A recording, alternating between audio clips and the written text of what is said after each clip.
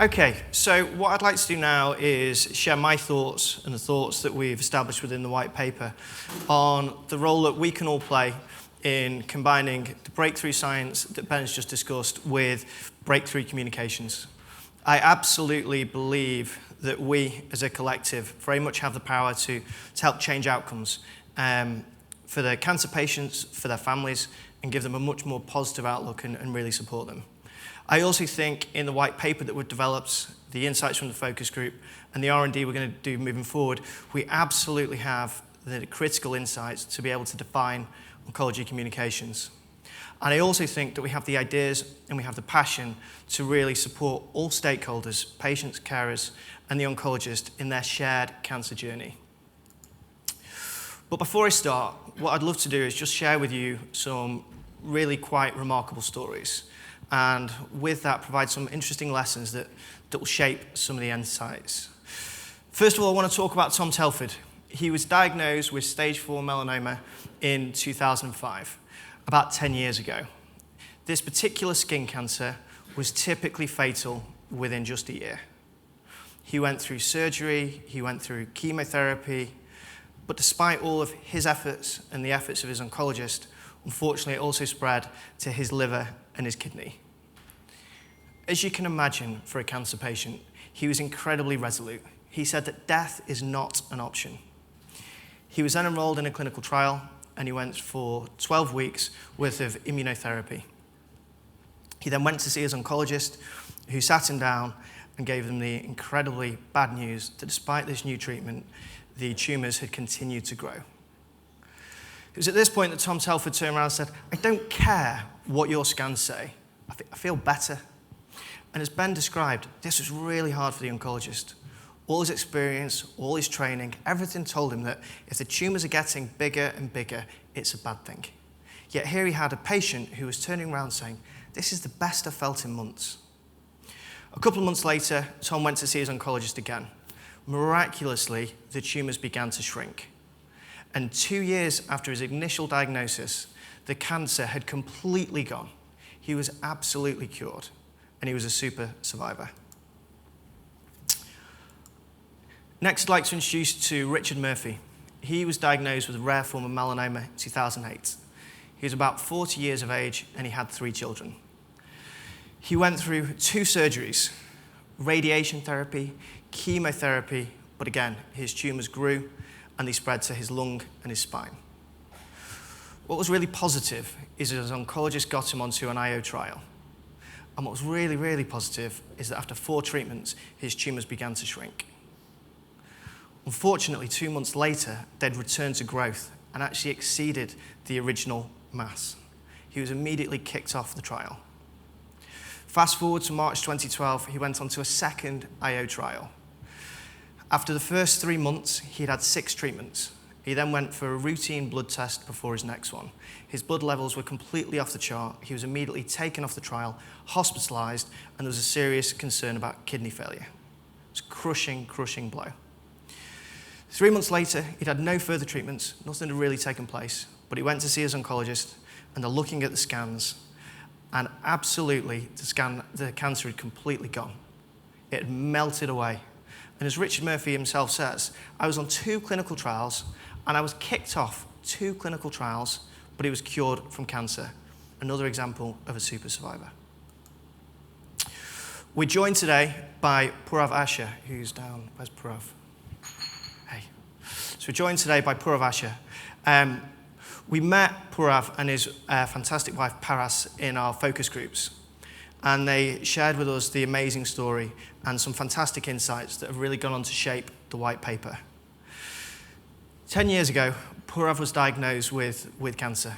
He was just 33 years of age, I believe recently married at the time, and he was relatively fit and healthy.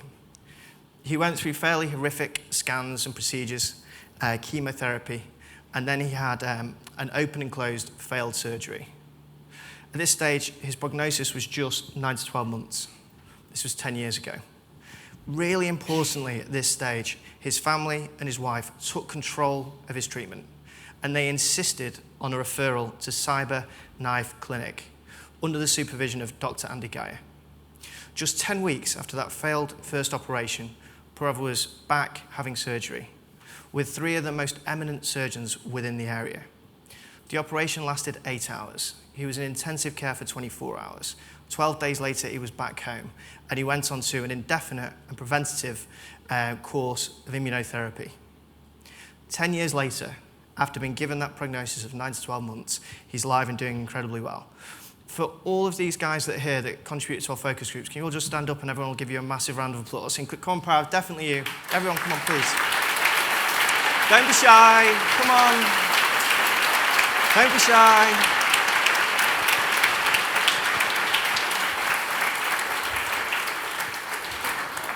Honestly, these guys were absolutely amazing, and the insights we've established have just been simply fantastic.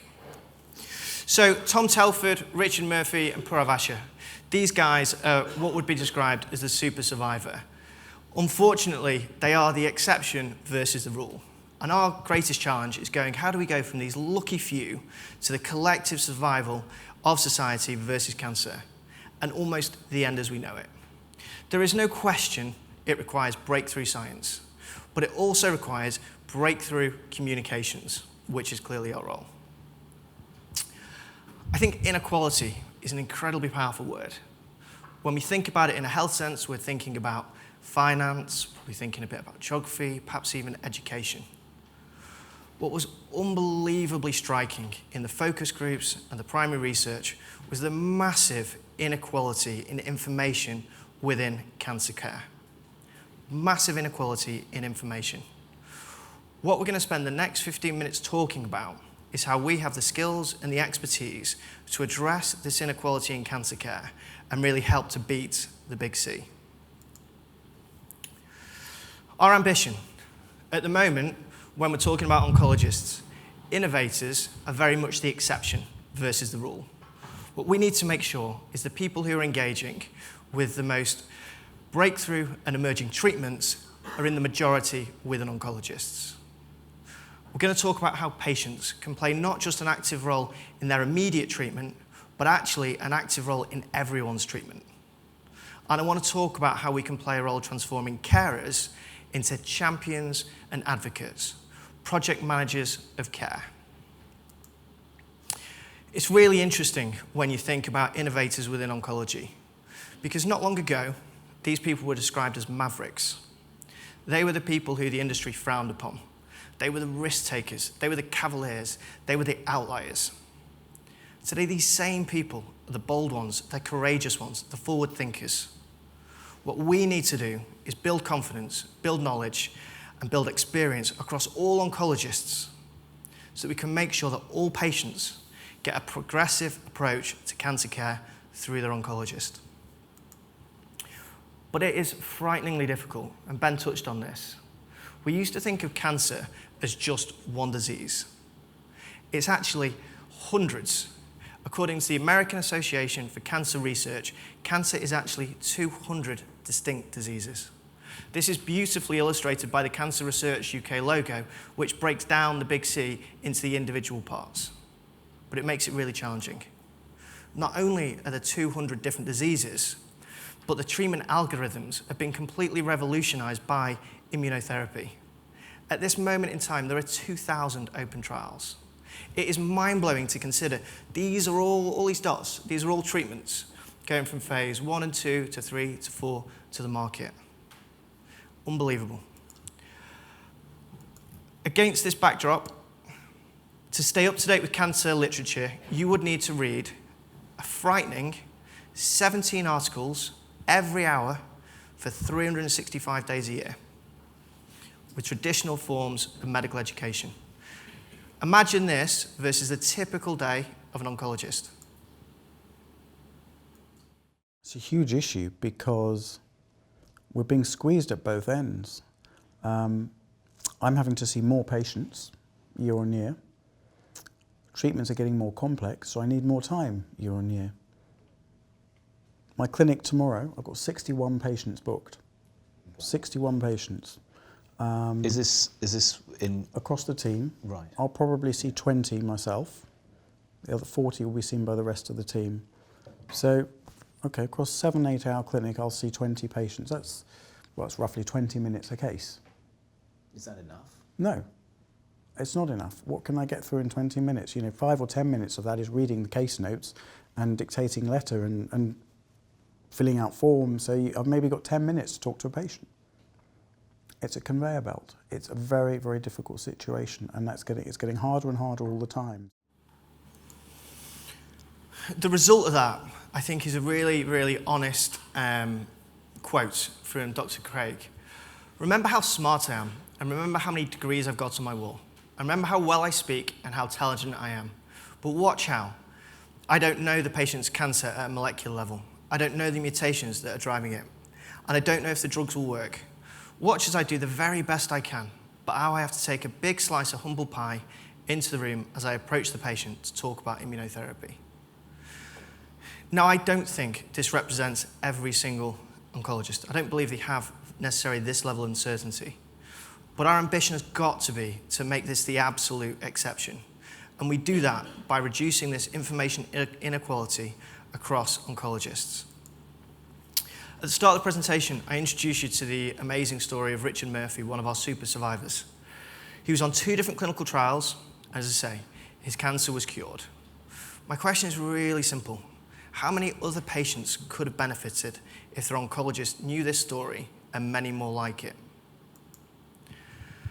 I think we can make a massive difference. And in the most simple of ways, I think we have to help build and cascade evidence. We have to rapidly accelerate clinical trials and amplify the results. We have to really curate real-world evidence and patient-reported outcomes. And I actually don't think we have to drive education. I think we have to transform education. I think we've got to make sure we're providing the relevant information in the instance it's needed for that oncologist when he's treating that patient. I want to introduce you, you might be familiar with Sean Parker. He was a founder of Napster and also a founder of Facebook. He launched the Parker Institute for Cancer Immunotherapy. The goal was very simple, to cure cancer, end it as we know it. He was going to do that by disrupting medical research. Now, historically, scientists are very competitive. They tend to work in silos. But we know from generation now that there's a new breed of scientists who are collaborative and want to work together. Through his institute, Sean Parker is encouraging top scientists to unify their research targets. Already, he's signed up 300 scientists, 40 labs in 6 institutions. For me, it's a really fresh and exciting approach to clinical research. Nat Turner and Zach Weinberg founded Flatiron not long after they sold their first company to Google. So 2 very, very smart people, kids in fact.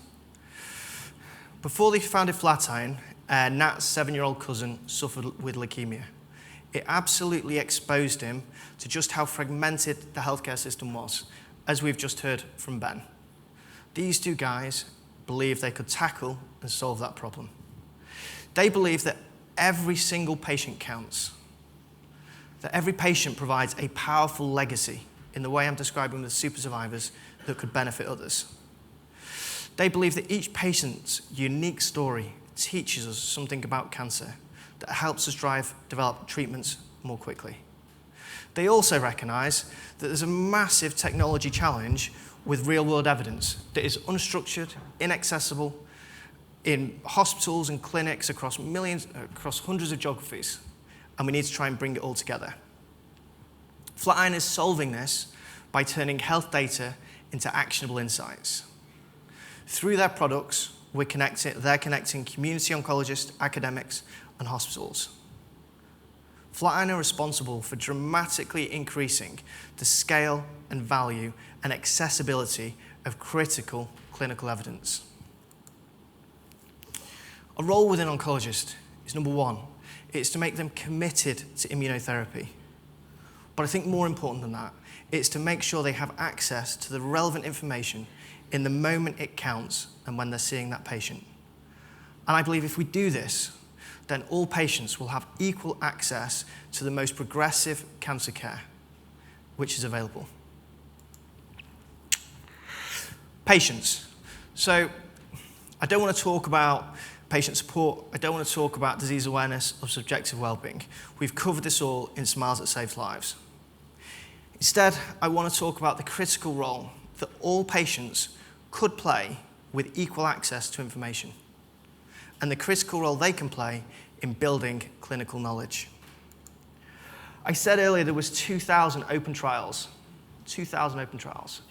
That requires 600,000 patients. Yet 9 in 10 patients who are eligible to enroll in a clinical trial don't.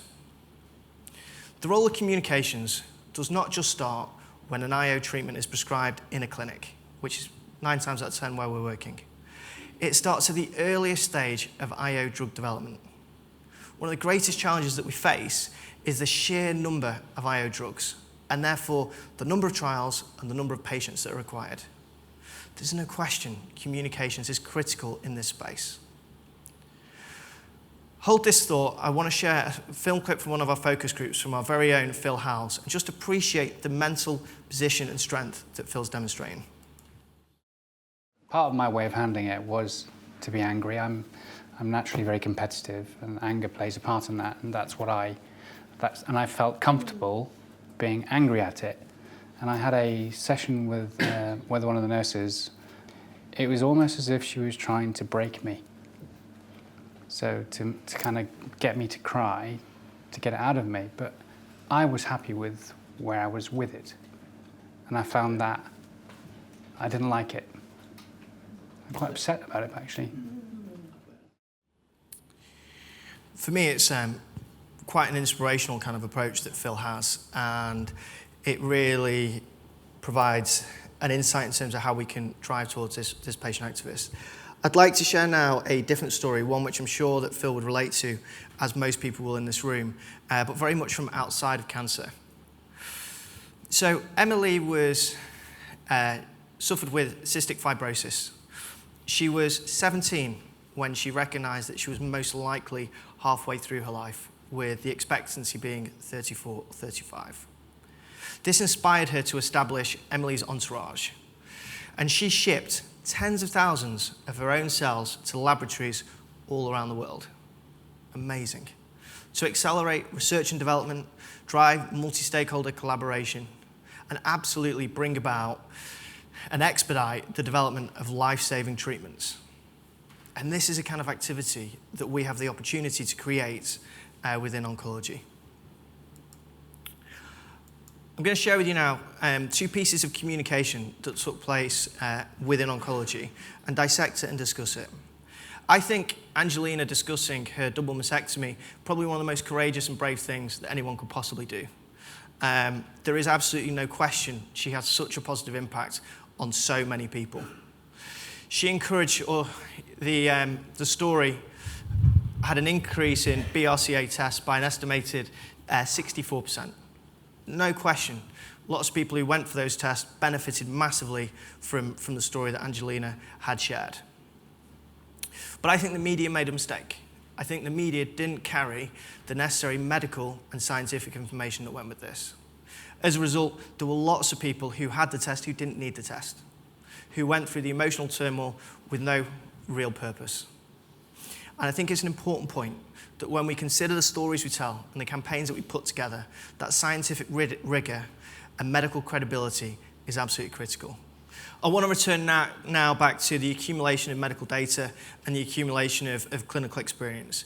And clearly, technology plays a significant part in that. Personally, I'm very excited by the concept of citizen science, crowdsourcing, and what it represents for the future of medical research. I found it fascinating that crowd-labeled data was considered to be significantly more accurate than expert-labeled data. That represents an incredibly exciting future and a fundamental shift in global clinical research. Not only that, but it can help with developing study hypotheses, improving study design, and optimizing data analysis. A fantastic example of this is open trials. I'm sure many people in this room are familiar with Ben Goldacre and his publication Bad Pharma. But he is also a key partner in open trials, working with Open Knowledge International. They are looking to provide linked databases on all the information available on every trial ever conducted. Their ambition is really simple: an open, free index of clinical trial data. Imagine the power this brings to the oncologist at the point of which they're working with their patient. What I like about this is it's not necessarily just driven by technology, it's much more by a cultural shift. But it's exciting for what it represents in the future of the accumulation of clinical experience. I'm sure lots of people in this room are very familiar with patients like me, but I just want to explore for a second how it can accelerate and is accelerating clinical research. Obviously, as an individual, it allows you to share your health data and your health experience. But what it gives you is a far better understanding of what is currently taking place to you. But I think more than that, if you're newly diagnosed to a condition, it provides fantastic insight for people who've been through that journey and absolutely supports patients to improve outcomes. But when I talk about patients and I talk about this activists, it's really interesting that also they're really helping the industry and helping the scientists to develop new and better treatments. A perfect example of this is the Patients Like Me ALS study. And there were two guys suffering with ALS, one in the US and one with Brazil. They enlisted through Patients Like Me 147 other patients to take part in this trial around the impact of lithium on disease progression and and reducing symptoms. It was such a powerful study that it was published and became the stimulus for a clinical trial. But a perfect example of how patients can work as an activist and support the treatment of other people. At the start, I spoke to you about Tom Telford, the liver guy. For me, the question for everyone in this room is, how can we build platforms so that he can not just be one of the lucky few, but also so he can play a key role in helping the masses? And that's our challenge. Finally, I'd like to talk about carers. For me, without question, we are the most committed agency to supporting carers. And from what we established in our primary research and through the focus groups, is we're absolutely right in supporting them and prioritizing them and trying to better help them. We established in Search of the Invisible Army, the caregiver story, that the carer can work with a healthcare professional to provide important insights into how the patient's doing. We also established that the carer can be a real partner to the healthcare professional in fulfilling and executing the treatment regime. What was very, very clear from our focus groups is that actually, with the right tools and the right support, carers can do so much more. I think that getting through a complex and long pathway in a hospital with a good advocate by your side will improve your outcomes almost as much, not quite as much, but almost as much as the clinical intervention. So you need great oncology, you need great nursing, and you need great advocacy. And I think that is a skill. It requires knowledge, but it also requires tenacity and it requires confidence. And that was a big part of what I think both my wife and I contributed to the pathway.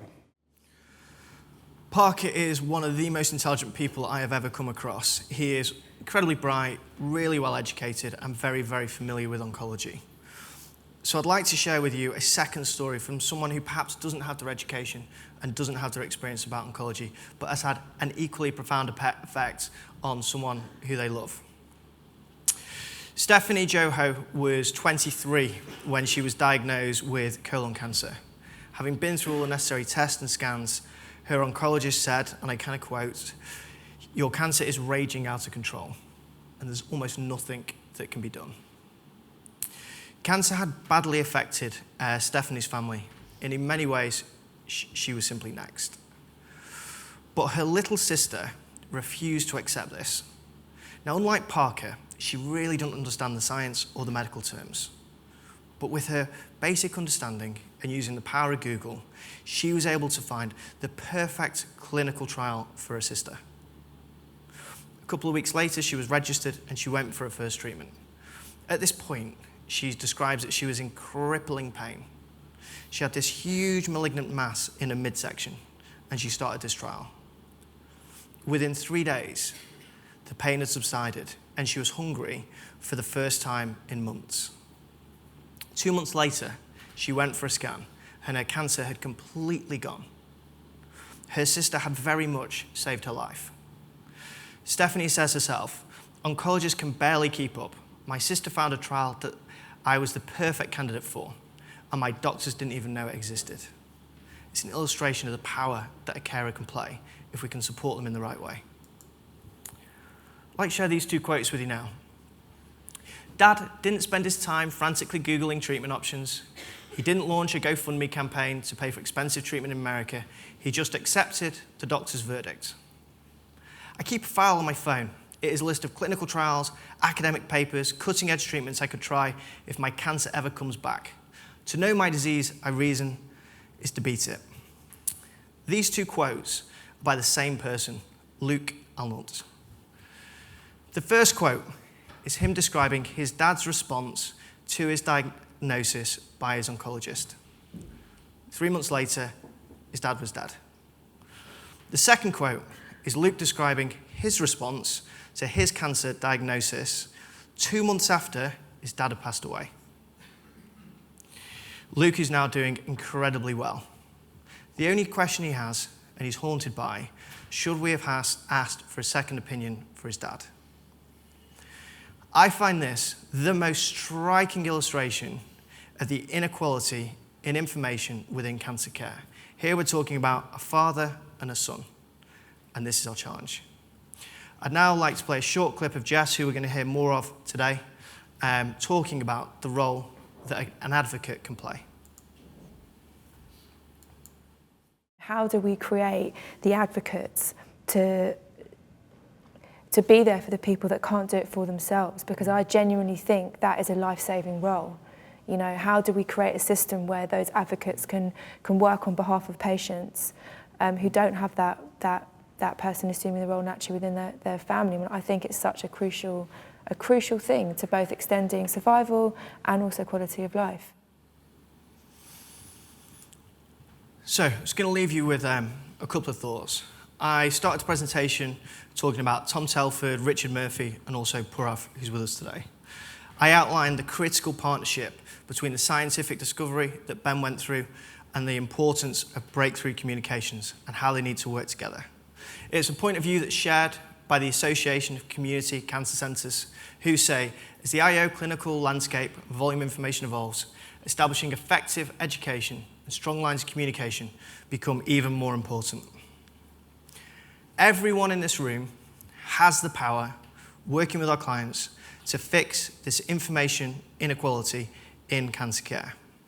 By sharing experiences, by building knowledge, and by driving education, we can make sure that all oncologists are confident with the latest emerging treatments, that all patients play an active role in their treatment and potentially the treatment of others, and that carers can be the champions and the advocates and the project managers of care that are so crucially needed. I believe that to beat the big C and bring an end to cancer, we need big insights, big ideas, and ultimately, we need big communications. We are on the cusp of a revolution in oncology, in prevention, in diagnosis, in treatment. Science is shifting. Perceptions are changing. And to make a difference to the millions of people who face cancer, we need to reposition the question, challenge the accepted certainties, and personalise the solution. We bring together the experts. We unite powerful insights to make science mean something real. We are stronger together. We are switched on. Thank you.